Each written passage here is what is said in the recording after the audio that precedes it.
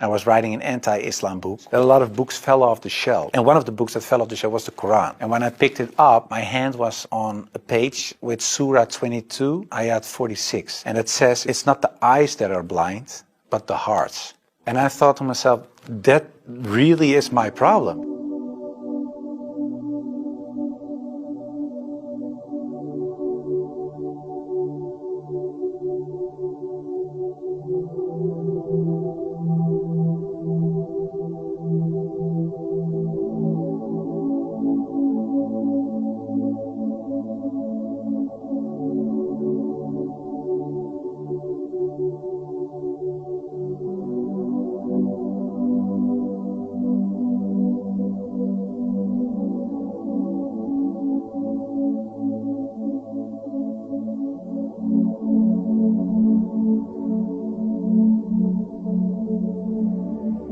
Before I was a Muslim, I was a Protestant Christian from the Reformed Church. We read from the Bible, we all got biblical names, we were all baptized, we went to church, etc., etc. Of course, I believed that there is a creator, I believed in heaven, hell, I believed in angels, revelations, and of course what separates the Christians from the Muslims is that I believe that Jesus Christ was the Son of God. Yeah, in a more philosophical way, I believed he was God himself, of course. I believed in the resurrection and crucifixion of Christ, of course, and I believed in the atonement. But because the Trinity is a very complex concept, whether you believe it or not, it's still very complex, because if there is a God in the Bible, it says God is eternal. But if you are eternal and you die, you cannot be eternal, immortal at the same time. So that was something when I was a little older, 16, 17, I started questioning things like that. It's not very logical. I talked to many priests, preachers, even rabbis, and the answers I got weren't very satisfying. That made it for me kind of complex, and in the end I had some doubts about stuff like this, but I said, well, I set it aside and I thought, okay, I just believe it, and perhaps I'm not smart enough to get the whole picture. And I still believed in God, I still believed that Jesus was a very important person, I believed he was the Son of God, but how it exactly was, I left it for what it was. In Amsterdam, I was born and raised there, we're a practicing Protestant family. There happened a lot of things in the Netherlands, especially in my life. Also, when I look at the bigger picture when it came to Islam, I became politically active for the Freedom Party. I became a member of parliament. And in the end, I decided to write an anti-Islam book, which started as an anti-Islam book, changed into this search for God, and it ended up me becoming a Muslim.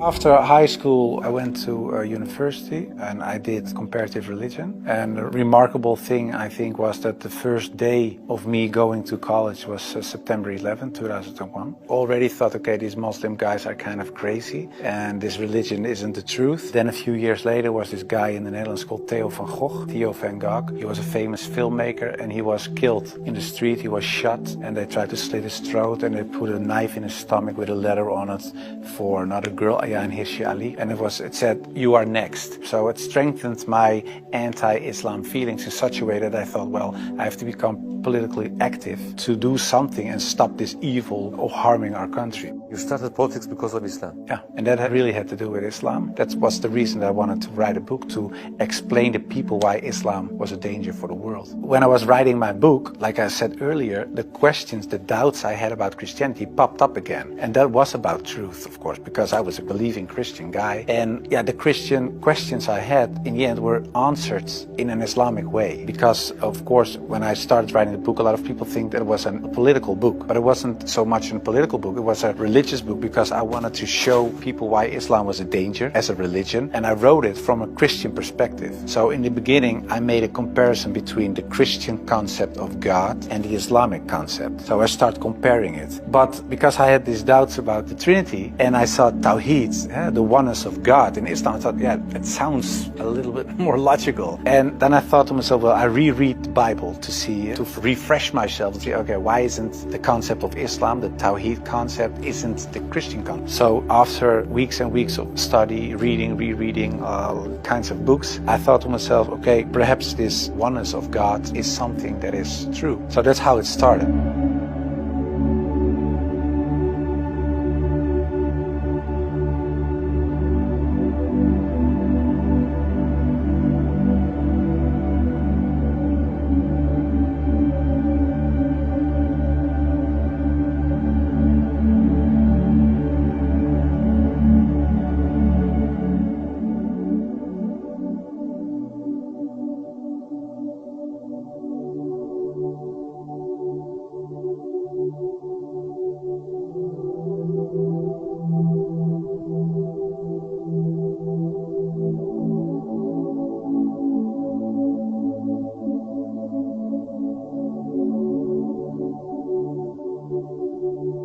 I started writing to several authorities on these religious matters. And one of the guys that I wrote to was Sheikh Abdul Hakim Murad, and he's a professor from Cambridge University. But in a way it was kind of strange, of course, because I was a politician back then still. I was writing an anti-Islam book with an anti-Islam purpose. And I'm asking this Muslim professor from another country, can you help me? So I told him I'm writing a book. I have a lot of questions. So I was very plain why I thought, why is Islam promoting terrorism? Why is anti-woman? Why is anti-Christian? Anti-whatever. After, I think, 6 weeks, he sent me a very extensive email. And he started explaining, directly answered a lot of my questions. But he also told me, you have to read this article, read this book, read that book, ask this person. And so he was very extensive in his way of explaining. One thing that I think was very wise of Abdul Hakim Murad to say was, he said, well, the books you read about with the anti-Islam arguments are written by non-Muslims. He said, if you want to know more about Christianity, you don't read books from atheists. You start reading the books from the Christians. Why do they believe this? What are the arguments? So he said, you have to do the same with Islam. So start reading Islamic books from Islamic teachers, from Islamic scholars, etc. And that's what I also did with the life of the Prophet, because I read a book from Martin Links, The Life of the Prophet, based on the earliest source of Muhammad. And it was written, of course, by a convert. And his way of reasoning, his way of telling, his way of writing appealed to me, because it's culturally the same thing. How do I approach a certain topic, etc. And it was the first time that I saw him not so much as a warlord, because that's the picture I had in my mind, but I saw him as a father, and I saw him as a friend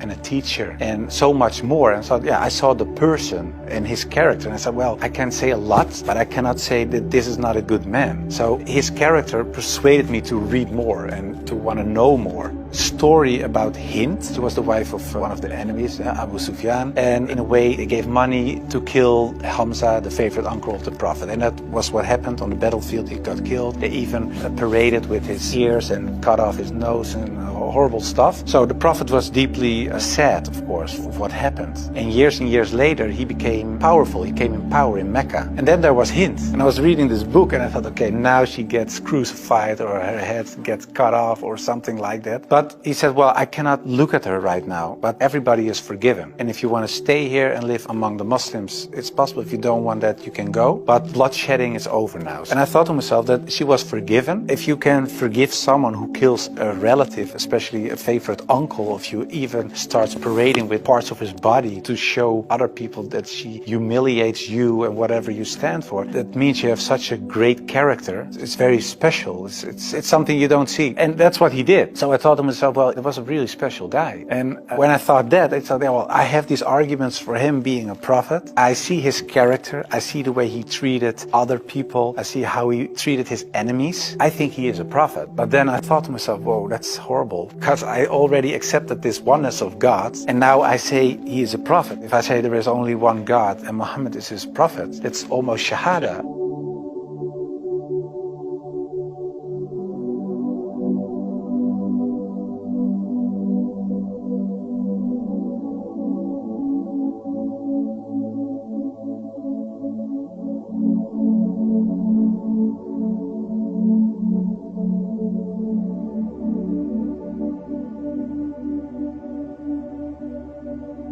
So I thought to myself, okay, let's close the books, stop. This is going in the wrong direction. And of course, I wasn't that anti-Islam anymore because of what I read, what I saw, and what I experienced. What I tell you now, it sounds a little like a fairy tale, but it really happened. In the end, there were all these books at the table. And when I had this feeling of, yeah, okay, this is Shahada in a way, I thought, well, I put all the books away and I put the books on the highest shelf. But there were so many books that a lot of books fell off the shelf. And one of the books that fell off the shelf was the Quran. And when I picked it up, my hand was on a page with Surah 22, Ayat 46. And it says, it's not the eyes that are blind, but the hearts.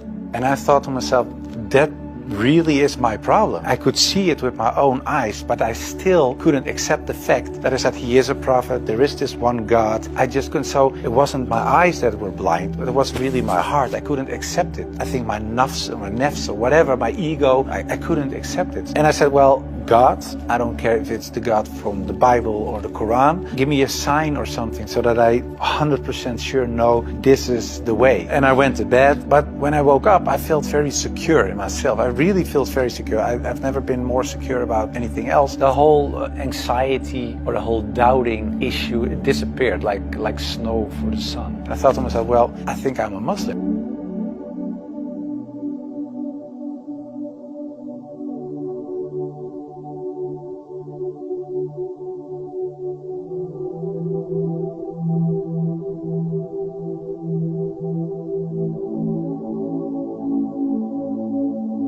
For a lot of people, especially some uncles and aunts, it was kind of a shock. They heard it when it was on the news. I told my mother, and my mother started crying. And my wife was pretty open. Yeah, she was very cool about it. She said, well, if Islam is what you really believe and that's in your heart, who am I? And yeah, some people from my old work were really aggressive. I got over 2,000 death threats from people who used to support me, of course. People who voted for me. People said the most horrible things. We will rape your wife, shoot you know where your children go to school, stuff like that. And most of them, of course, is nonsense because there are crazy people writing things on their computer. I never chose a religion.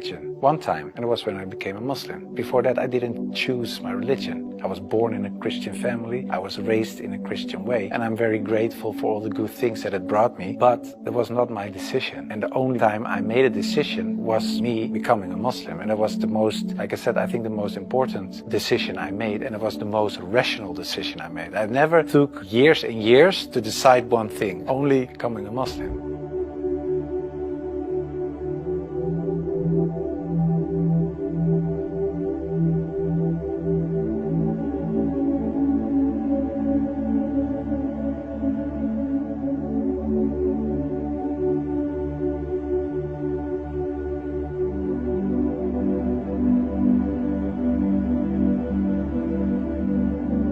We founded an organization. It's called the IXC, Islam Experience Center. And we go to schools, primary school, high school, college, universities, but also to departments of the government, other social organizations, churches, to take away misconceptions about Islam, to share the message, to show Islam in its true colors. And we do it by virtual reality with the glasses, so it's a very fun experience as well. And we try to erase in a way the things I said and done in the past.